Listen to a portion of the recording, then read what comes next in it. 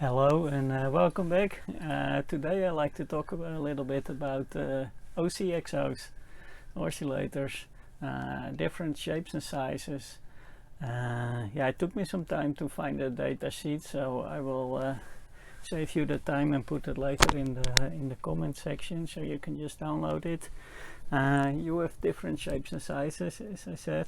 You have these very small, and in the past they were usually quite good, but I now bought this one in Ali, I think for $1. Well, what you expect. This thing was not even voltage compensated, so when I changed a little bit my the voltage, it immediately changed frequency, so that was not good. Well, you can use it for your benefit, but then you really need to create a very stable power supply. These are older ones. I just took out some devices in the past, and this one is very nice, and they look exactly the same, and the connections are also the same. Only this one, if the voltage changes a little bit, the frequency doesn't change at all. And then you have the nice ones that are also temperature compensated. Well, some of these are also temperature compensated, but in the past it was never the case. But it will say it on the, and these ones have a little oven, so they keep themselves on a good temperature. This is actually very nice. It also comes from AliExpress, and it's completely built already. You just put your 5 volts and you have adjustments here. You have a nice SMA for output, so this is very nice. But these are around $20, I think, while you can also buy these, and these are cutouts from radio towers, I would think, and you need to desolder them. I think they cut them with a saw that is cooled by water, because I've seen a lot that it is, or it has been very moisture somehow, or it always seems it has been wet, and I read in the reviews also that people complain about it. If you can see, it doesn't look that nice, but we need to desolder these first. And I also have this huge one from the famous Trimble. These are actually 12 volts and the other ones are 5. And I think this one also has a sine instead of a square wave, so that are the differences. And I don't know if you saw, but this one is a CTi and this one is the VECTRON, and I have found the VECTRON to be very stable, because I have one in one of my distribution amplifiers, the FDIS5. I use that as a backup if my GPS DO doesn't work. I run it on that one, and it was super stable, so that's good to have a backup. And these are actually nice, so you pay around $2 depending how much you buy, but I think I bought 5 for 10. So and they are very good. They should be very good. I haven't tested them, so let's desolder. I will try to find the specs. Some of them I did find already, and we start connecting, and we can see on the oscilloscope if it's a square, how much power. I will put my amp meter on it, and then we can see how much power it draws while heating, and then when it's stabilized, just to have an idea. When I desolder, especially when it's big things, usually I first use my normal iron, 75 watts, put new tin on it, just to make it soft. It mixes with the old, and then later I can use my desoldering that I have here. And maybe you recognize here, it's my rework station, but I will be using only this one and this one. So let's start. Yeah, if you have not worked with desoldering before, it just has a little pump. Yeah, you can also use those sticks I have here. Then you eat with your normal, and then you suck it out. Works also very effective, but you can also use the gun. And what you do, you put it over the pin, and then you make a circular motion, and then you suck. So you suck it away around the pin just by doing this. You put it on it, you make a circular motion, you feel it's getting soft, and then you suck it out.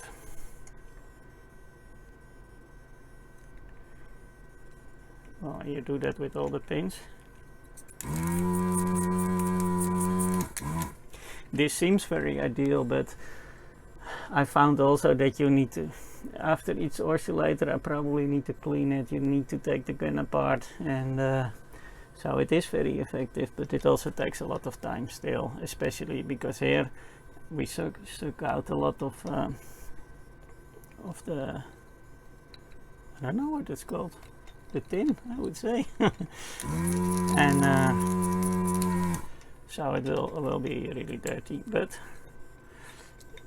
I think it's almost loose already, so that works very well. And then you can carefully pull it with the screwdriver, depending on how, if you're working with integrated circuits, you probably don't do that, but I know it's strong, and so I just lift it with the screwdriver, and here we have it. One. And we're also going to do the CTi and the Trimble. But as you can see now, as I mentioned, it seemed that it has been wet. So I think the saws they used to cut this out of the old boards, they cool with water. And well, they are watertight, so that is not a real problem, but it looks very weird. And especially if you look on this one, look, it really has been super wet. But well, it's closed, so it should not matter. But it doesn't feel right. Water and electronics.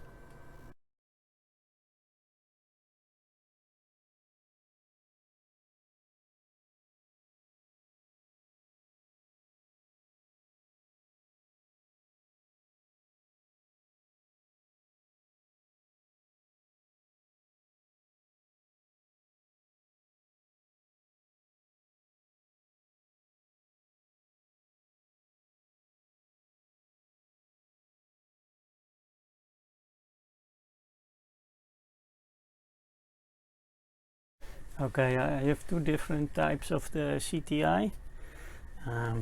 This is the OSC5A2B02, and the other one is the OC5SC25. And we're gonna see what is the difference and how much it will, how much current it will draw when it's heating. And we will keep an eye on the frequency counter, we can keep an eye on the current, and I'm feeding it exactly 5 volt, and we can see later if it's a square or a sine on the oscilloscope. So I will just connect.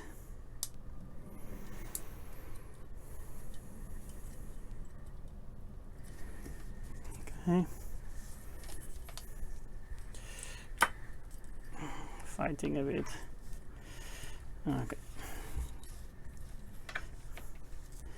Fine. Then we put the 5 volts and we keep an eye on the current.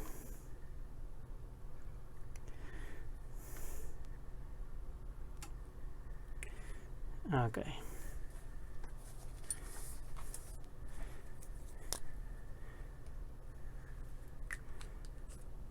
Well, as you can see, it's heating. It's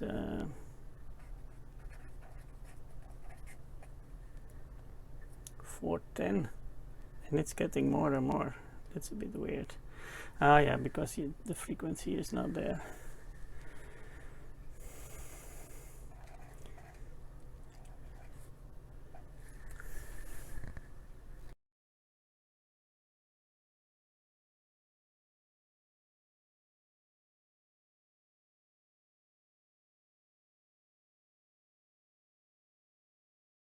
Okay, when we just plugged it in, it starts immediately around 380, 400 milliamps.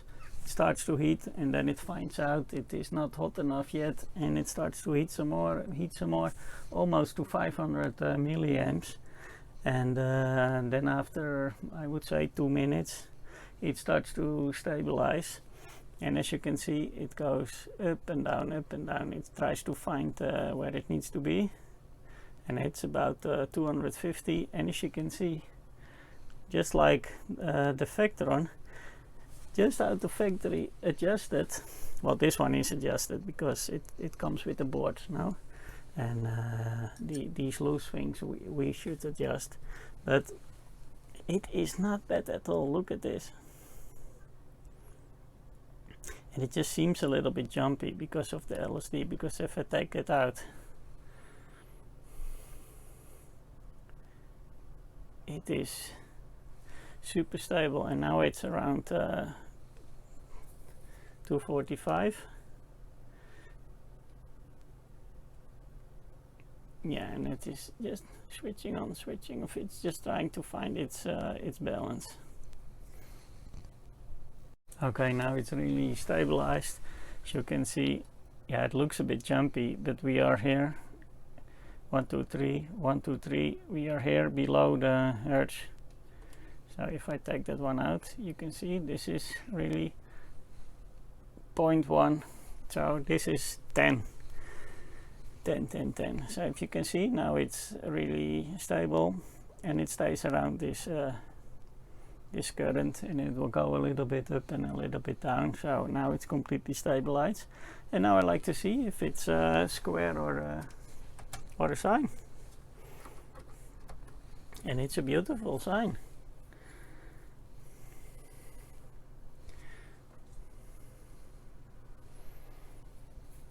And I'm putting it here with 50 ohms that I didn't do here. Yeah, with 50 ohms it's like 3 volts peak, and it's a beautiful sine. So I wonder what it will be if I take this out. Then it's a 6 volt peak, but you do this with 50 ohms, I think. It depends what you want.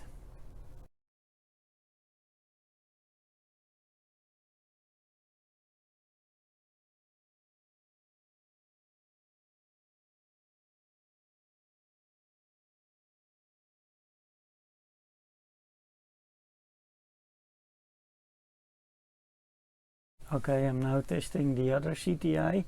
I didn't find any specifications, and even on some electronic blogs I asked because people talked about it, but I never had an answer on that, and apparently they found it because the discussion stopped. But yeah, so I didn't see it. And this is the CTi, the OC5SC25, and I think the SC means it's a square, but we will see.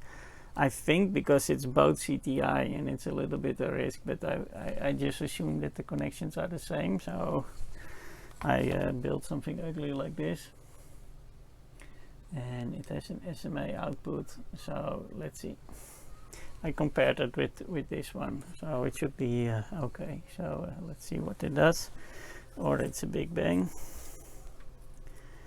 or it will go. Oh.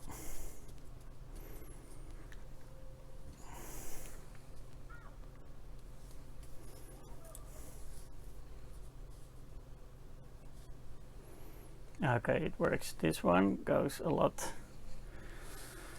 higher. Okay, this is good. Okay, that was funny. It is a little bit of a different characteristic. While the other slowly heated from 400 to 500 milliamps in the heating process, it took it about 2 minutes, and then it went idle around 250, 240. This one is a different story. When we switch it on, it immediately went to 600, hitting even 650 milliamps. But then already in 1 minute, it went to 260.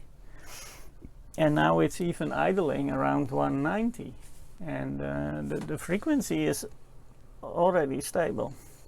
It is not the correct frequency because we still need to adjust, but we can do that. Yeah, this one is a lot, yeah, because it takes more power, it heats up more fast. But then the idling is a lot lower. But yeah, let's see.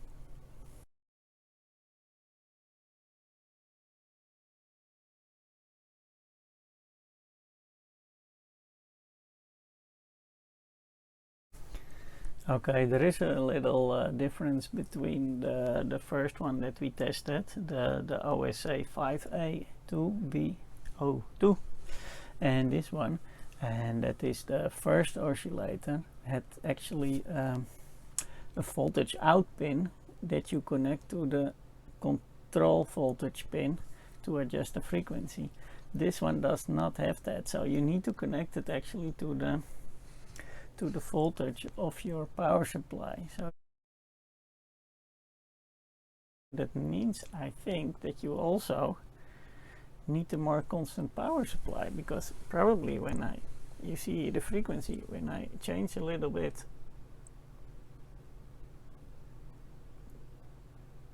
the frequency or the voltage,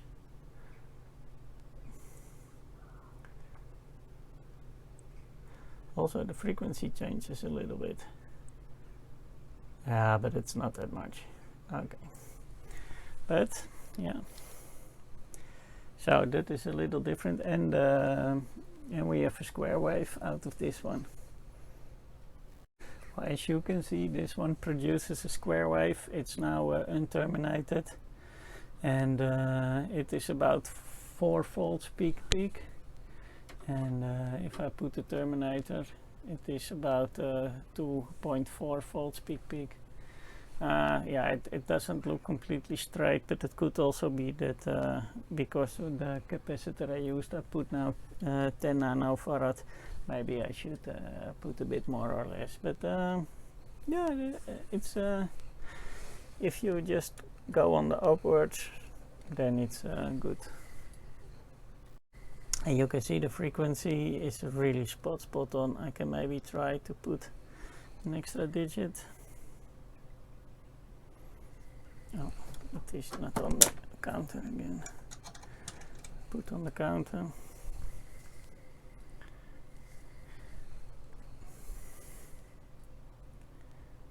And even if I change a little bit of voltage to 5.2, 5.1, it is still within 1 hertz. So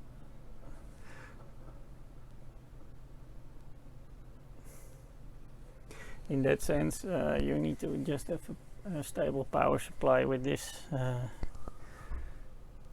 Well, I thought that one had a special output pin for the voltage. I was wrong. It doesn't. I look better now, but there is here. So they also have, so the both are the same in that sense. Here is a connection. Well, it looks like there is a resistor here, but they took it out, so that means there is no connection. So they are exactly the same.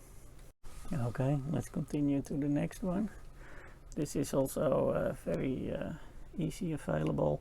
It's the VECTRON C4550A1, and it's also 10 megahertz.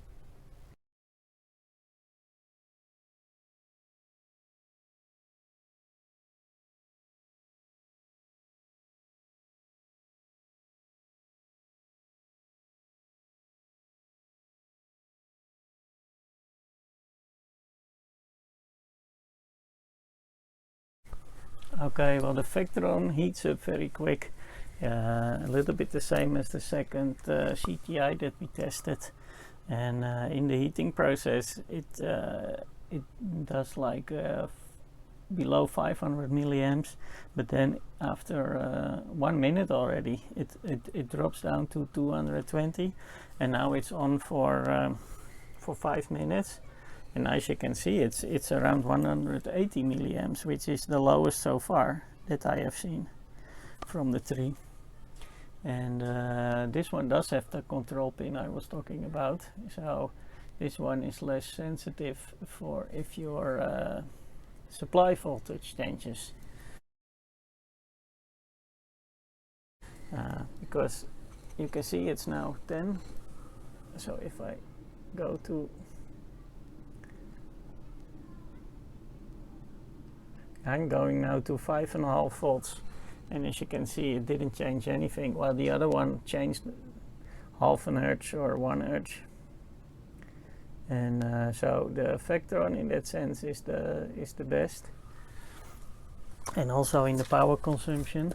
I didn't check the temperatures of both of them, so I will do that also. And let's see if it's a sine or a square. And this is also a square. And this is 3 volt on 50 ohms. 3 volts peak on 50 ohms. And it is 5 volts peak with on 1 meg.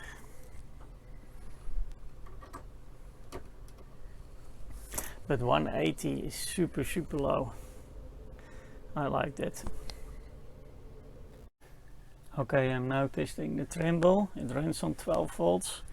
I just started it up, and it already goes immediately to 730 milliamps, and we're just gonna wait until it's stabilized. The frequency is really going up and down, but you will see that with this one because it's huge, so it will take a while before it's hot and before it has this frequency. This Trimble just switches a lot tougher, because it was around 500 milliamps, then it drops to 50, then it goes up to 190. So this one is really doing is switching a lot rougher, and well, at some point it should stabilize, so we will wait for that. Okay, it is stabilized. It is 175, 180 on 12 volts, and as you can see the frequency is more or less getting stable. It is exactly 10. I can add a little bit more, but this is already below the hertzes, so it is stable and we can adjust it. Let's see if I go a little bit. Oh, I need to adjust the other way. It is a multi-turn pot, so it's easy to control.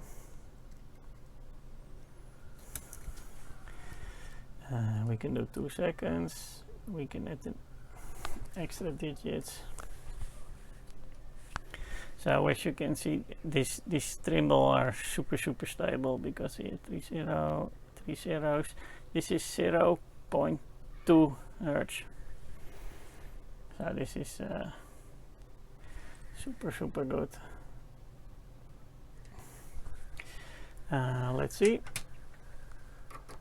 It is a beautiful sine wave with terminated with 50 ohms. It is 1.38 volts peak, and if I take it, it is 2.8 peak without the terminator, but it's a beautiful sine wave. And you can see it's now a little bit more stabilized, and also it almost dropped.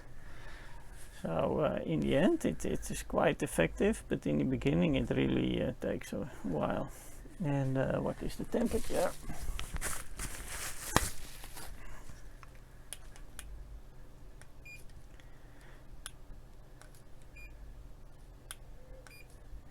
(32), and that is 90.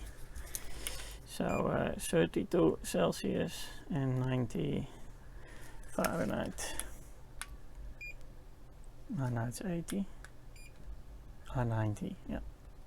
31, 30. Perfect. So that was a lot of talking. I will now start making some sketches, and I will show you that also in this video, and I will also put them in the comments. Yeah, you can download, so you don't need to look for them. So it was a lot of talking, a lot of testing.